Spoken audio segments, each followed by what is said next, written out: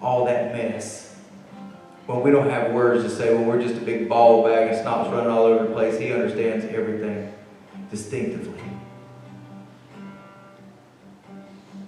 What a mighty God we serve. Amen. What a mighty God we serve. Angels bow before Him. Woo! They bow before His majesty.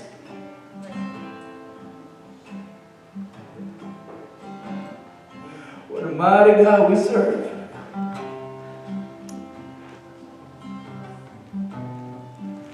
How we can even be connected with His majesty is beyond all of my thoughts. The limits of my mind can't wrap around what it is that He has done for us. And how He would love us like He loves us is beyond the limits of my mind.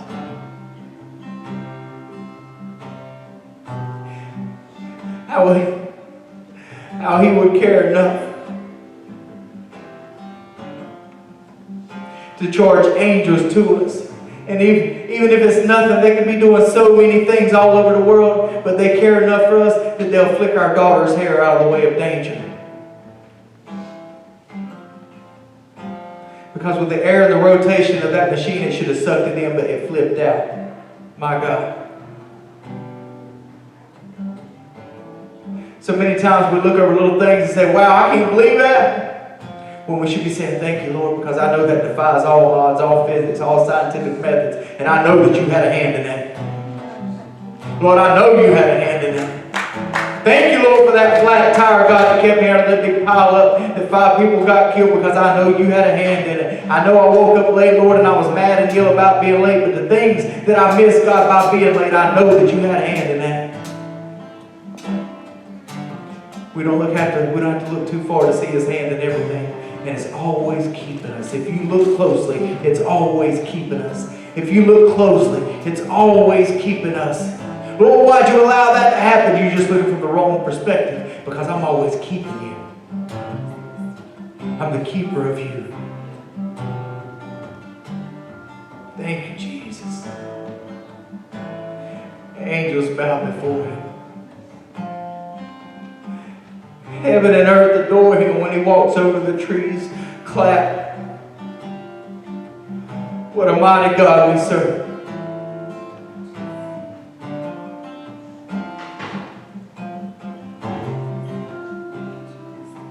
One command and the ocean still only goes as far as He said it would.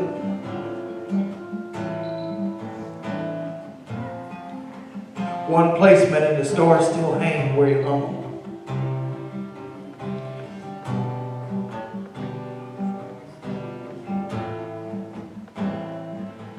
What a mighty God we serve.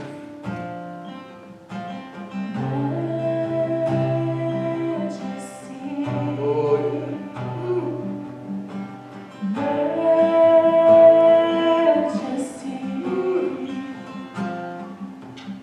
Your grace has found me just as I am, empty-handed but alive in your hand.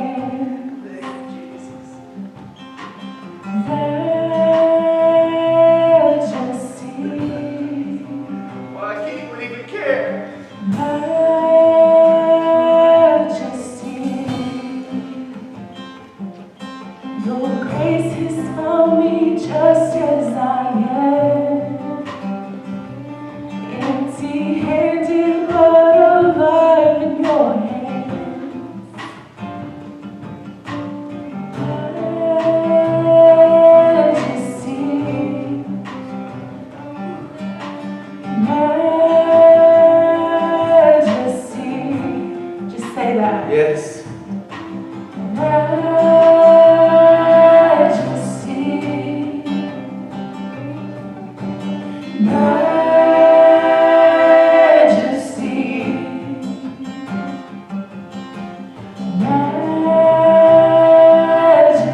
She says that I just feel like the little drummer boy. Lord, I ain't got much. All I got is here. This praise on my mouth. But if you'd like, I'll play it for you.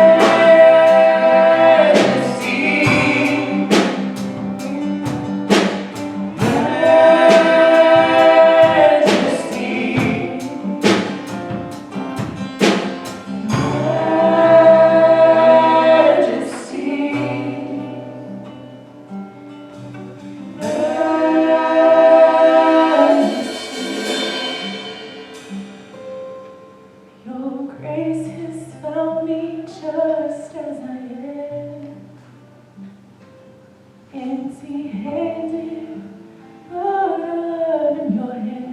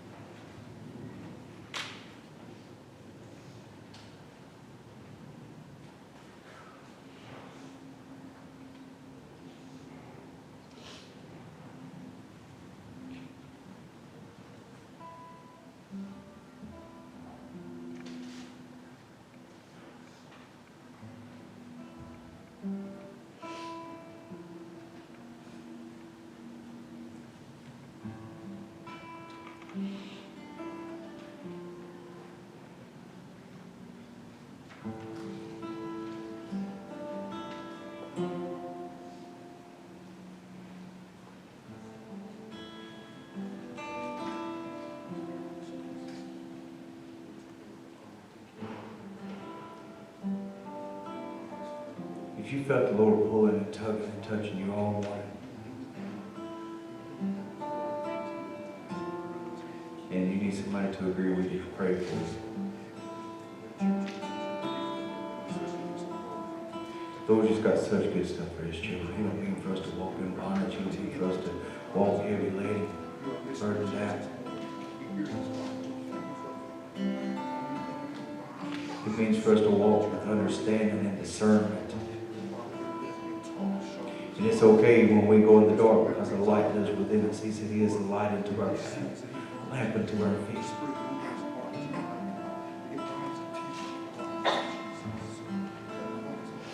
And if anybody else needs prayer, I just ask that you, let's do that now. After Patrick gets done, let's do that now. Anybody else wants prayer, come on up. Let's get real with Jesus today.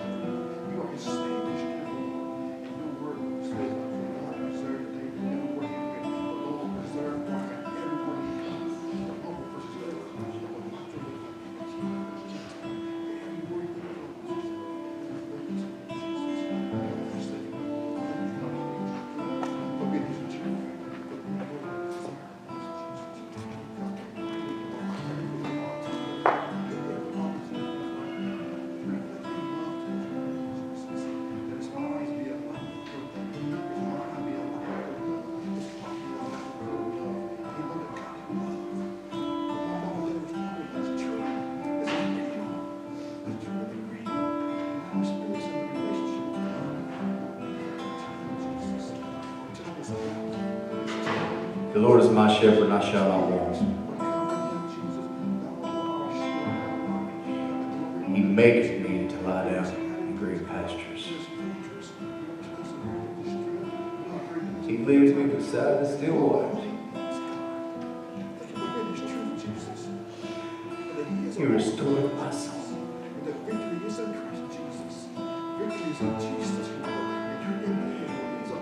He leadeth me in the paths of righteousness for His name's sake. And yea, though I walk through the valley of the shadow of death, I will fear no evil, for Thou art with me. It's Thy rod and Thy staff that they comfort me.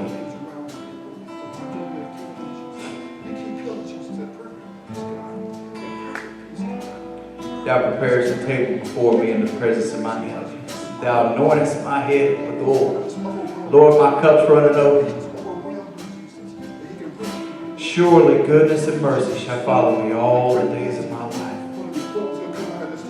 And I will dwell in the house of the Lord forever.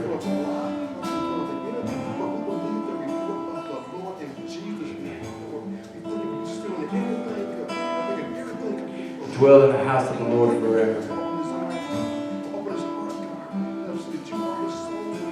What a thought.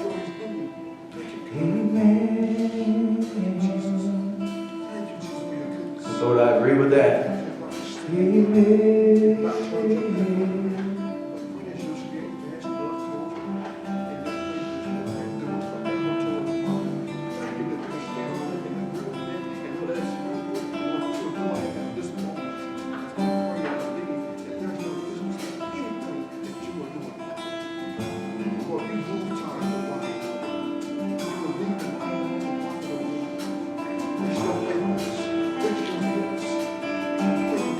You need to talk to the Lord. You ain't got to wait on Patrick. Come on up to the altar and talk to the Lord, man. I just feel like this service is just turning in a different direction right in a second. The Lord just wants to touch right now. He's wanting to touch hearts right now. He's wanting to move right now. He's wanting to touch your mind right now. It's the Lord. It don't matter who's praying with you. It's the Lord that does the work. It's for His name's sake. It's the Lord that wants to do the work. Let's don't be scared for the Lord to work on us.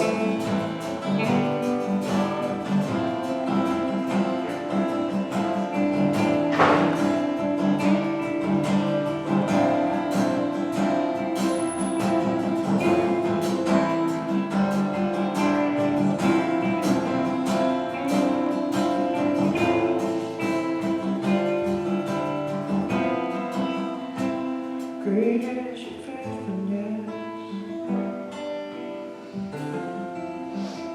Great is your faithfulness.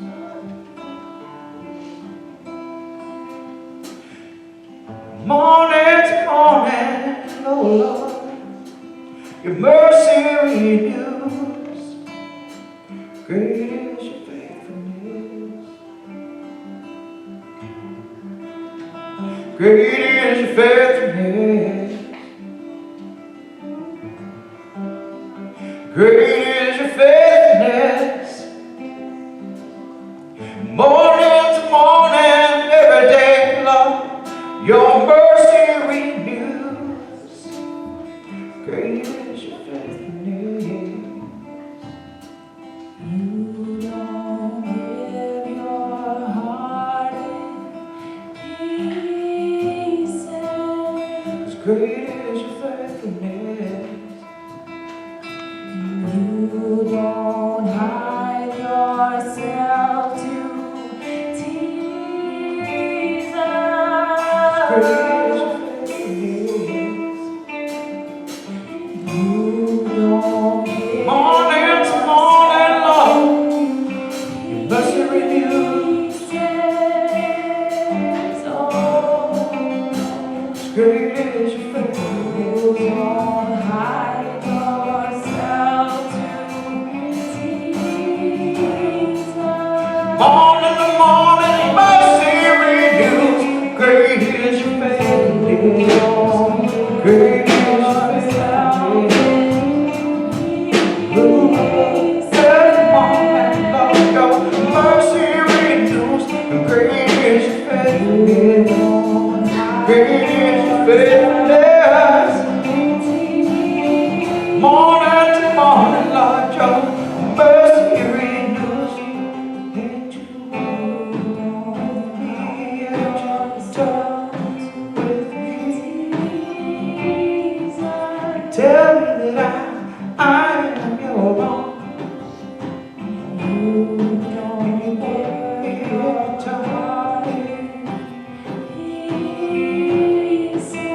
Tell me that I am your own. Great is your faithfulness.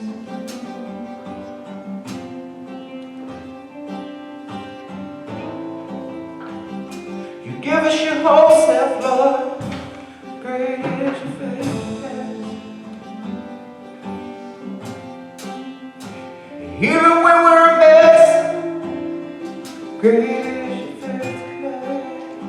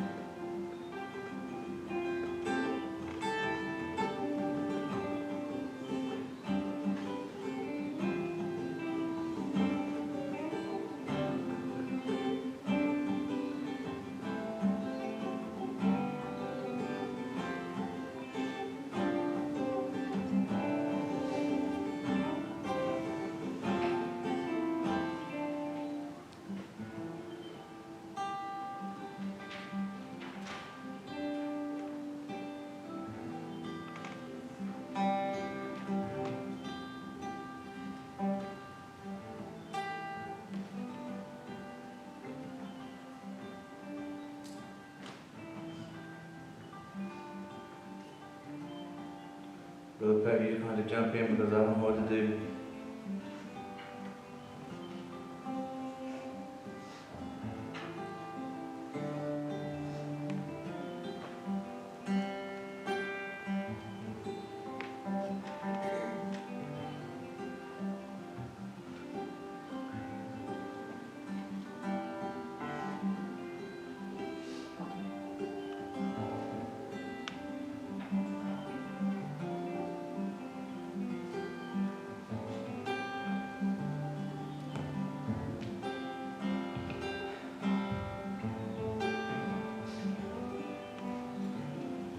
First of all, Lord, what is honoring you, Jesus? What is really honoring you? Lord, what is joining in with the 24 elders? It ain't my show. I'm not the shepherd of the flock, you are. And I just come, Lord, to enter into where you got us in right now, in this place. Time doesn't control you, Lord. But you control time, God. And you move into our timeline to show us how faithful you are to your sons and your daughters. That you have not hidden any good thing from us, oh God. No good thing have you withheld or hidden from us. You said, seek and you shall find. Knocking it shall be opened to you. Asking you shall receive, Lord. We're your children, Father, and you're so good and kind to us to grace us with your presence this morning, God. And we are aware that you are faithful to us. Great is your steadfast love towards us, and the faithfulness of the Lord that does endure forever. You're unchanging, God. You're forever and forever will be Yahweh, El Shaddai, Yeshua, and nothing on this earth can stop you from being who you are. And so as your sons and daughters, and as of this time and era where we're at, God, we just embrace your faithfulness right now, God. We embrace your goodness, Lord. We embrace what you're showing and what you're releasing and what you're demonstrating this morning. It's not a form of fashion. It's worship. It's entering in. Expectation to experience what the Spirit of the Lord is saying unto the church this morning. So that him that have an ear, listening to what the Spirit of the Lord is speaking and explaining and saying unto the church, which is us, the sons and daughters of the Most High God, those who are redeemed by that blood, who are born again. Quicken our spiritual man, God, shaking Jesus to his core, that it connects with your source, with your life. But there's nothing like you. Nothing, Lord, that can satisfy us but you. So, Lord, we hunger and we thirst for righteousness, Jesus, which is you. You are righteousness. And we hunger and we thirst for you, God. And you said we shall be fed. So, Lord, we just hunger on to you, Jesus. Not a form or tradition or religion, not a program, but to the everlasting King, the one whom we reverence, the one whom we seek, the one who saved our souls and made us born again, the one who created us out of his image and out of his likeness, called us the apple of his eye. Thank you, God, for focusing on us. Even when we don't focus on you, you still focus on us. When our minds are everywhere else, you still focus on us. We are the apple of your eye, God. And today we just enter in deeply, deeply enter in, God, to experience what you have for this body of believers at this precise moment. What you're releasing in the spiritual realm for us to understand, for us to gravitate to, for us to be secured to, God. Let our spiritual ears be open, God. Our spiritual eyes be open, God. And our heart be of understanding to understand this moment, this time, what you're releasing into this body of believers that's right here at this moment. To secure in us your truth of who you are. You you are the risen King. There is no other who defeated death and stands on the throne as King of glory, the ancient of days, but Yeshua, but Jesus, who reigns, overcame death and the grave, and called us his own, and clothed us in righteousness. For he is righteousness, and he is good, and his mercy, and his grace endures forever. And we thank you, God, that we are able to participate, to experience your goodness this morning, and what you're establishing in this body, God. Thank you, God, for your faithfulness, for your goodness. We can taste and see that you are good, that we can know that you are the risen King. Thank you, Father, for your presence, the Holy Spirit. Thank you for the anointing, God, for the anointing, God, the speaking and this moving in every individual heart, God, every individual mind, the anointing, the yoke destroying, burden removing, anointing of Yeshua is flowing. Thank you, Father, for your faithfulness, for your love and kindness, God. Thank you, Jesus. Thank you, Jesus. Thank you, Lord. Thank you, Jesus. Thank you, Lord. Thank you, Jesus.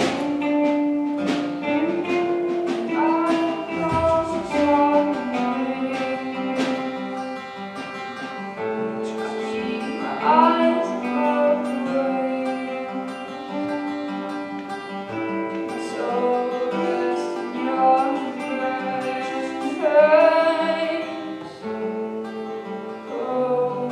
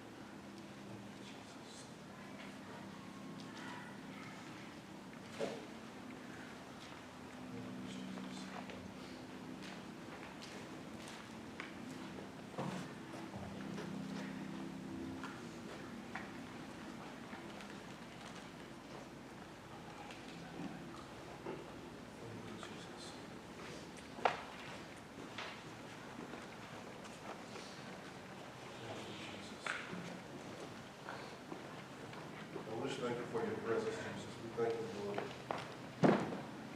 With awe of your presence, God. Lord, gracious, I try to release your word after all that. We need your grace, Jesus. Just keep us lined up with you, Jesus. Thank you, God. Thank you, Lord. Thank you for being so kind. Thank you for being so kind to us. Let's experience that. Thank you. Thank you, God. Bless your life. To worship you through your word, to worship you through singing, to worship you through praise, to worship you through adoration of our mouth and of our hearts. Just thank you, Jesus. So gracious, we need your grace, Lord, to keep us. Got my Bibles, please turn with me to John 15. Gospel according to John 15 chapter.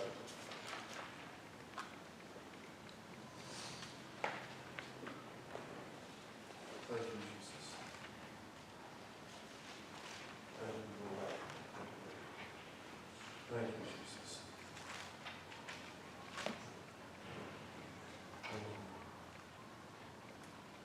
Faithfulness. Amen.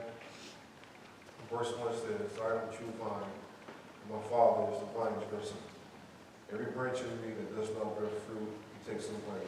Every branch that bears fruit, he prunes, that it may bear more fruit. You are already clean because of the word which I have spoken to you. Abide in me, and I in you, as the branch cannot bear fruit of itself unless it abides in the vine. Neither can it unless it abides in me. I am the vine, you are the branch. He who abides in me, and I in him, bears much fruit. For without me, you can do nothing. If anyone does not abide in me, he is cast out as a branch, and is withered. And they gather them and throw them into the fire, and they are burned. If you abide in me, and my words abide in you, you will ask what you desire, and it shall be done for you. By this my Father is glorified, that you bear much fruit, so you will be my disciple. As the Father loved me, I also have loved you. Abide in my love. If you keep my commandments, you will abide in my love, just as I have kept my Father's commandments and abide in his love. These things I have spoken to you, that my joy may remain in you, and that your joy may be full. This is my commandment, that you love one another as I have loved you. Greater love has no one than this, than to lay down one's life for his friend. You are my friends if we do whatever I command you. No longer do I call you servant, for a servant does not know what his master is doing. But I've called you friend. For all things that I've heard from my Father, I have made known to you. You did not choose me, but I choose you and appointed you, that you should go and bear fruit, and that your fruit should remain. And whatever you ask the Father in my name, he may give you. These things I command you, that you love one another. Amen. Thank you, Jesus. Lord, oof, man, God is still man. His presence is still strong. It's really, really strong up here, man. True friendship, true friend. The characteristics of being a true friend. A true friend loves, gives wise counsel, remains loyal, and promotes the other's welfare and forgives. A true friend, the characteristic of a true friend. Come on. They show love. They give you wise counsel, remain loyal, and they promote others of welfare and forgives. Yeah. That's what Jesus is. That's what he is to us. And we heard about relationships and friendships and what Jesus meant about this relationship, this friendship that we hear preach and proclaim a lot. But what was the meat and the depthness of what Jesus was trying to get to us? Because he wanted to go deeper than just the mere surface part of having a friend, someone that you say you're acquainted with. But he wants you to know the deepness of his love and his character and his nature towards you and I when we became saved and born again. A depth of intimacy and love is unexplainable, regardless of how we feel unworthy. His love and friendship make us worthy based upon who he is and the truth of what he established to us. He explains this relationship like that of a tree, a branch, the vine dresser, to get our attention, so metaphorically. Because the people at the time did a vision, and the Lord spoke in parables to show them a vision, an illustration, so he can get their attention to focus on something. Oh, a shepherd. Yeah, we know what shepherds are. Oh, a tree. We know what a tree is. Get their attention span so that they can understand what he's saying to them. For he said this word, if I come to you and speak to you about heavenly things, you would understand. Because you don't understand the earthly thing I'm talking about. So I got to get your guys' attention to focus on something so you can receive what I'm giving you, so that you won't leave this place empty. But you have an understanding of what he was speaking and what he's releasing, so that you can have a clarity in your mind and heart of what God is saying at that moment, at that time. So he used the tree, the vine, the vine dress of the Father, and us, the branch, to get our understanding of what he means about this intimate relationship he's about to talk about. But first of all, get your attention span connected with him so that you can receive what he's releasing. So he goes in detail in verse 1. It says, I am the true vine, and my Father is the vine dresser. Verse 2, every branch in me that does not bear fruit, he takes away, and every branch that does bear fruit, he prunes, that it may bear more fruit. Now we see the Father, Yahweh, in the midst of the situation. Because the Father and the Son are one, remember. Jesus told them, said, if you've seen me, you've also seen the Father. Because I and the Father are one. So when he moves, the Father moves. He does nothing of his own. He always been continuous with the Father. He always moves in connection with who the Father is. He always expresses the Father in every situation, the circumstances that we meet people, no matter where they are. At a well, a Samaritan woman, a blind man who experiences mud that makes them able to see. He always ministers to them in connection with the Father to meet them at every need and at precise time and moment that they're seeking for. He never comes empty-handed and leaves a person empty. He always comes to complete everything according to the Father's direction in every situation.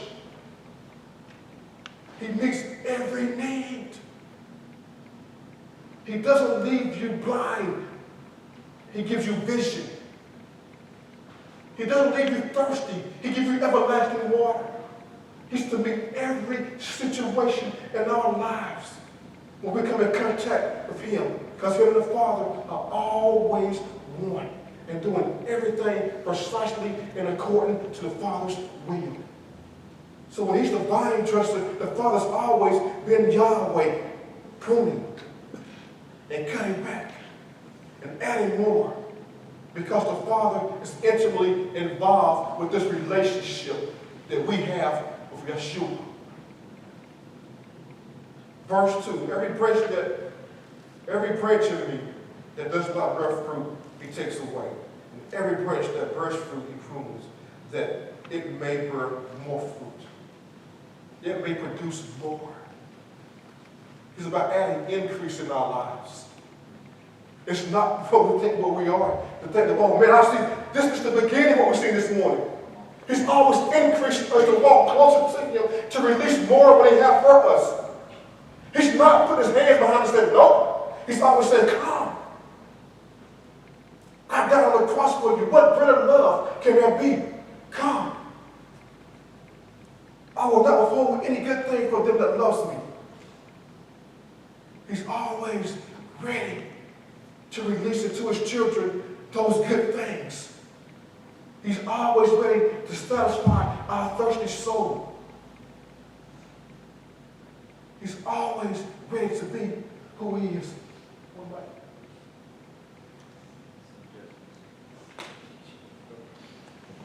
There's already no interference in it. When he calls no distraction. All I know is, what did he say? No, sir.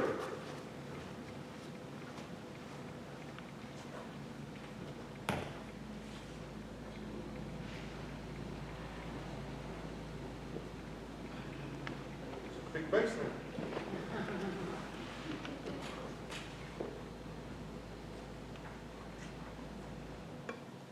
That's it right there, Richard. That'll work, brother.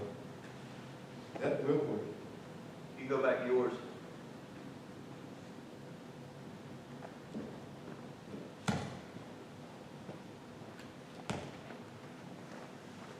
Just Yes, sir.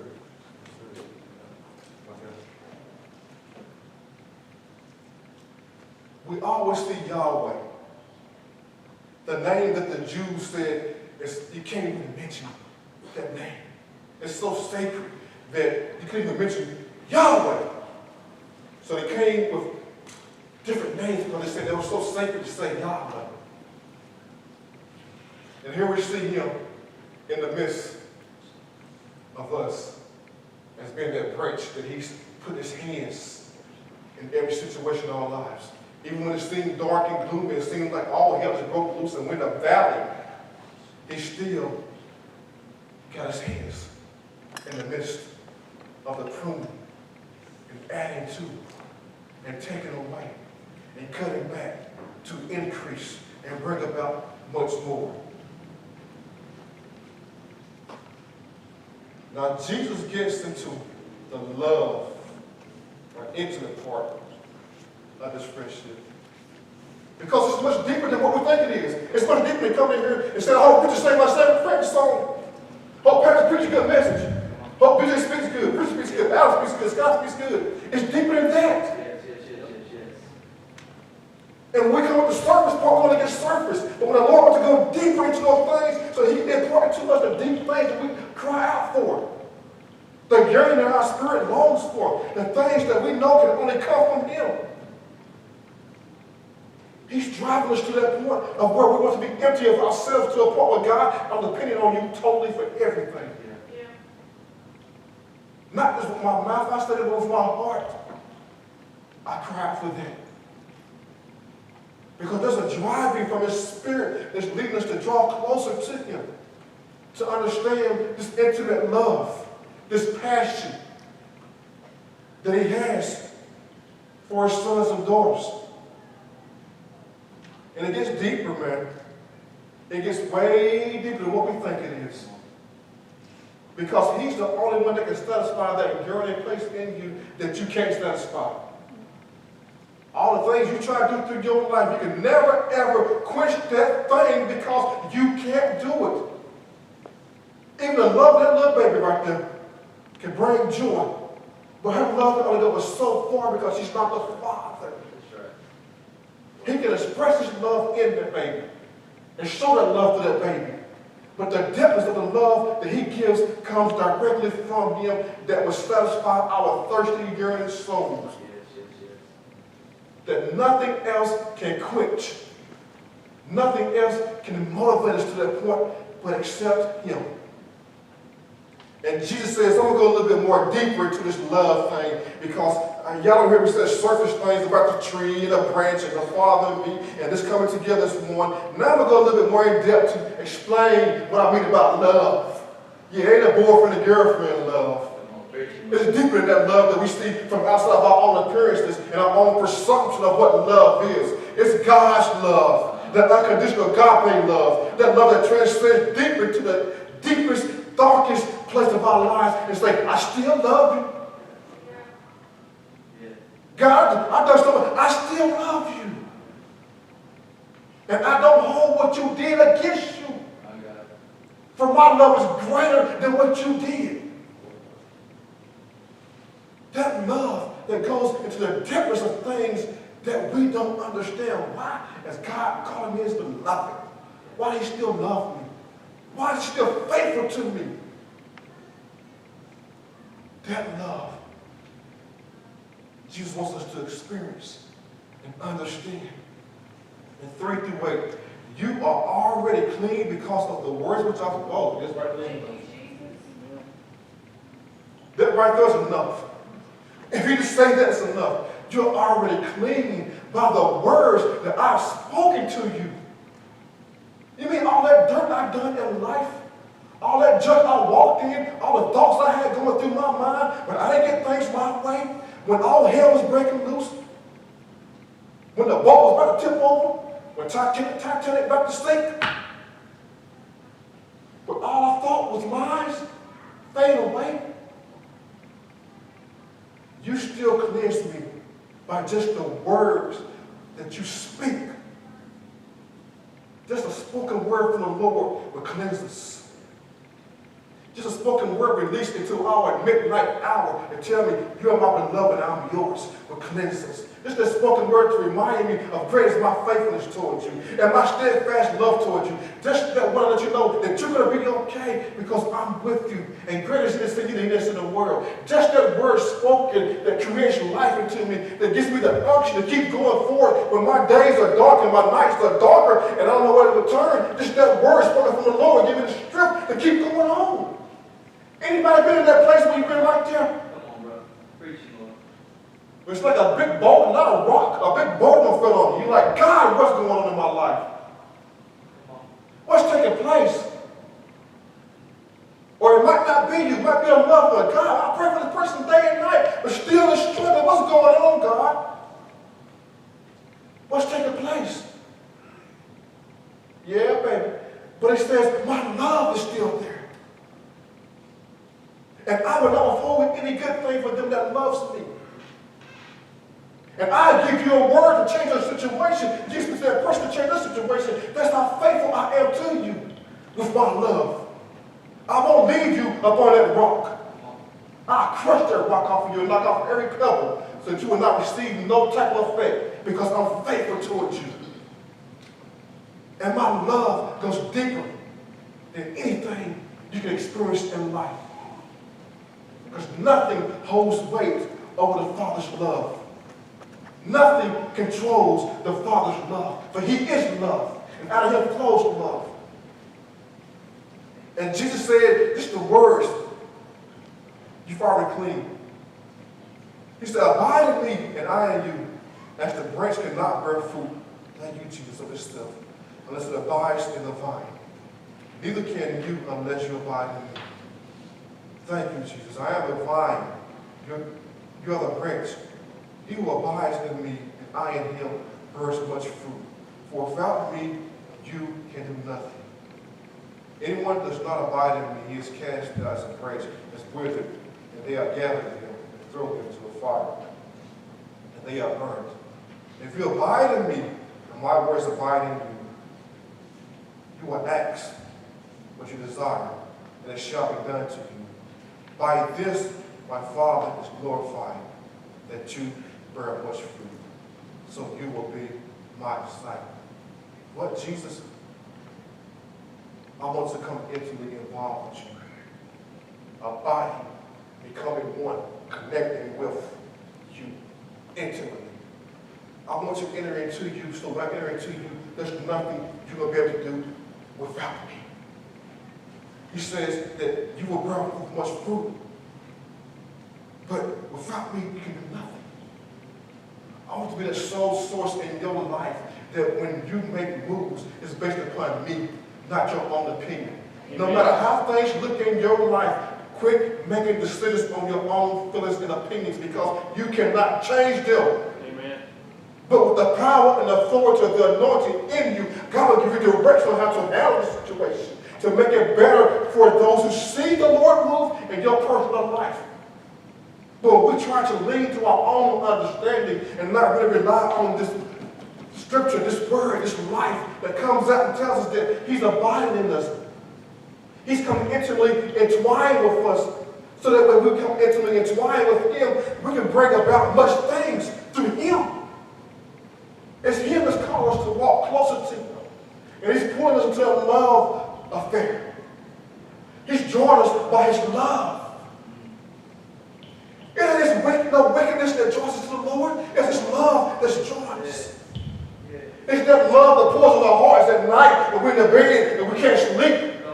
It's that love when we're at work and our mind is confused and going everywhere. It's that love that's pulling on us and saying, you are my beloved and I still love you. Regardless of what you got to go through in life, I'm still there. Regardless of what they said to you when you was young or when you was growing up or what you faced going through high school or what you faced in your marriage, I'm still there. It's my love that won't stop. Thank you, Jesus. Nothing can separate you from the love of God. Nor angel, nor demon. Come on. Nothing. Come on. That love goes deep into the spirit of a man and ministers to the depths of a man's spirit to tell him that I'm loved. And I won't let nothing stop you from experiencing my love. I won't let nothing take my love from out of you because I'm loved. And you abide in me. And I will express my love to you in every moment, in every situation, and in every circumstance, if only you let me. You're my beloved, and I am his. He loves you deeply, to the point that Jesus says, abide in me, and I in you. What, Jesus? The Messiah that walked on water, that spoke to trees and they withered, that spoke to the dead that came up, and it wasn't a monster, it was a man in his right mind.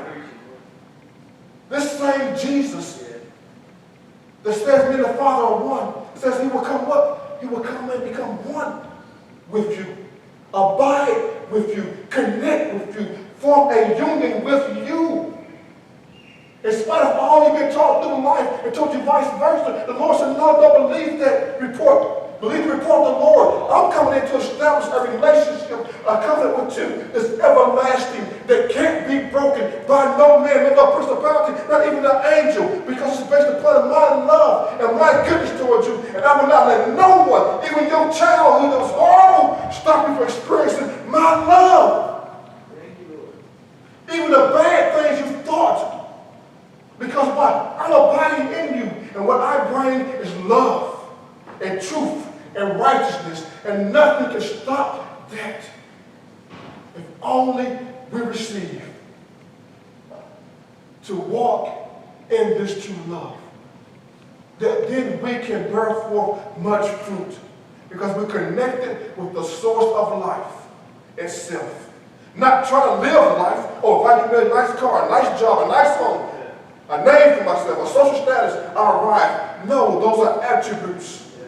But true life is God. Yes. He is life. And once we understand that He is life, it changes our demeanor. It changes our thinking because our focus point ain't based upon what we don't have and what we can get, but it's who we have in us. Yes. Who are we covenant with?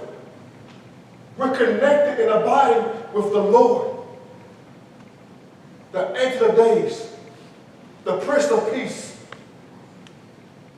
who loves us deeply, to a point He says, guess what? I'm going to come in and step in your junk. Amen. That's how much I love you. Come on. Because we were all sinners and do sinful things and make bad decisions at times. Because we're not perfect, that's why that grace is there. And He steps in and says, well, I'm going to step in the midst of this situation because I'm loved. And when I come in, I make all things new. Not only do I make all things new, but then I'm going to get a cast out fear. For perfect love casts out all fear. And I establish in your heart true love that will carry you from mountain to valley, from valley to mountain, to gates of hell, to everywhere you go, because this love affair is based upon Him. Because why? He's the initiator of this love affair. He said, you have not chosen me, but I've chosen you. He initiated the love affair. So that we can abide in Him. And when we abide in Him, we get everything that He brought on this earth, the kingdom and the fullness of it. Because He's faithful. And He watches over His word to perform it. Why? Because He loves you. And He says, abide in me, because I want you to bear forth much fruit, not fruit of your own, but my fruit, so that others can see my goodness and my faithfulness, and they can run to me for the same reason you ran to me, for that love you needed, that you thought you had already. Because you taught in school, love this love that when no one will explain to you the Father's love, that doesn't hold you hostage to your thinking, that doesn't hold you hostage to the evil things that we walk in, but that forgives and intimately comes one with us, enter into, to come and mate with and commune with, that we become one with His love. And He says it's much deeper. It's much deeper than the surface of what we think love is. It's much deeper than what people told us, as Tina Turner said, what love got to do with it. It's deeper than that love. It's deeper than superficial love. It's love that goes deeper to the soul of a man and tells you, in spite of what things you walked through and you've done, I'm still going to love you. It's love that goes into the part of their heart that seems to be closed up and causes it to open. He expresses his goodness. He expresses true love. As we listen to true love speak to us in Scripture, in verse 19, verse 9 to 13, listen to God's love when he speaks to you. Just listen to God's love as he expresses his love to you, as he speaks to you about love in Scripture and his word. Listen to what he says to you and me.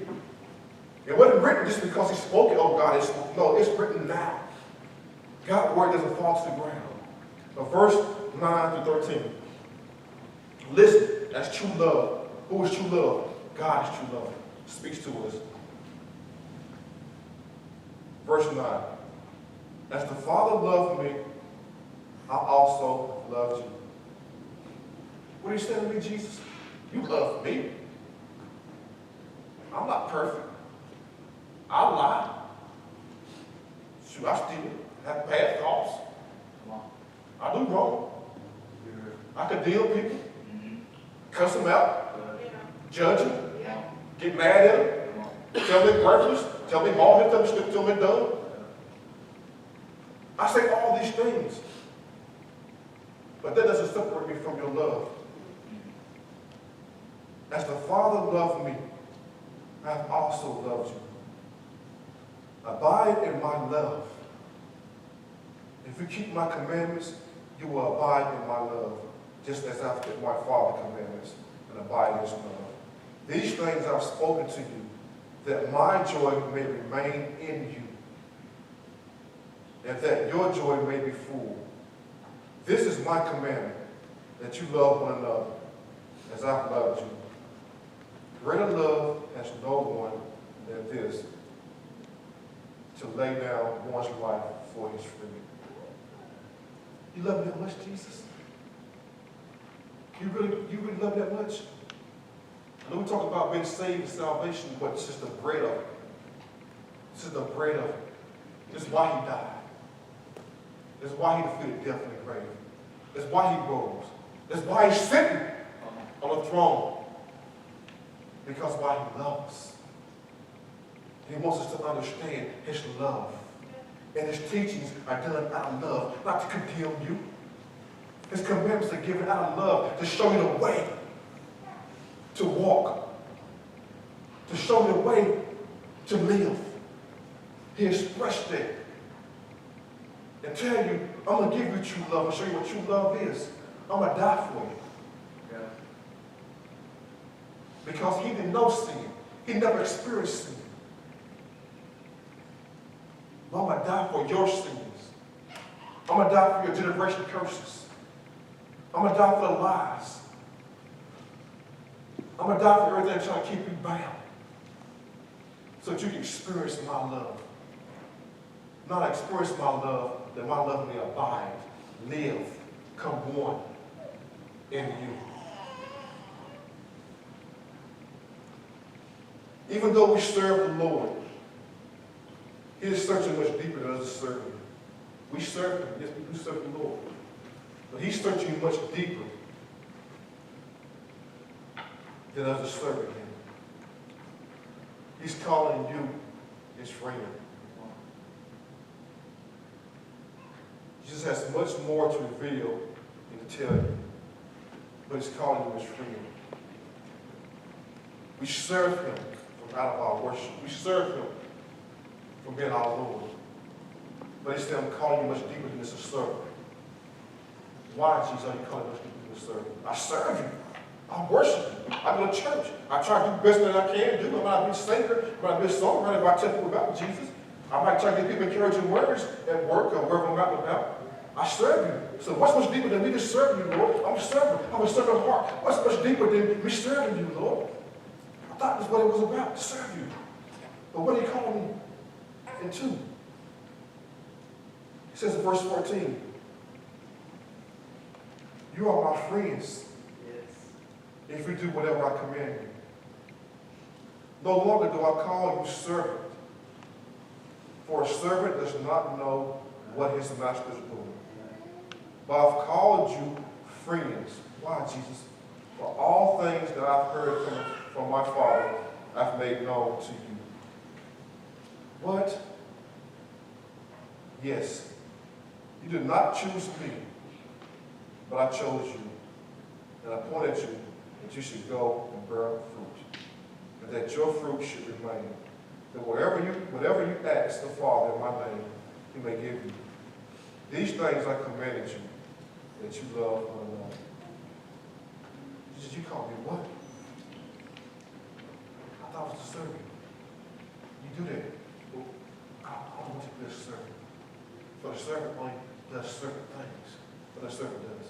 I went to church on Sunday, sung a song, prayed for somebody. I said, Lord, it's much deeper than that. I'm calling you friend. Why? Because a friend knows what a friend does. They reveal things unto one another. You got a friend, someone you say, well, I grew up with my childhood friend. What y'all do? Man, we done everything together. Why? Because y'all reveal things to each other. Y'all talk and communicate to each other. Y'all fellowship with one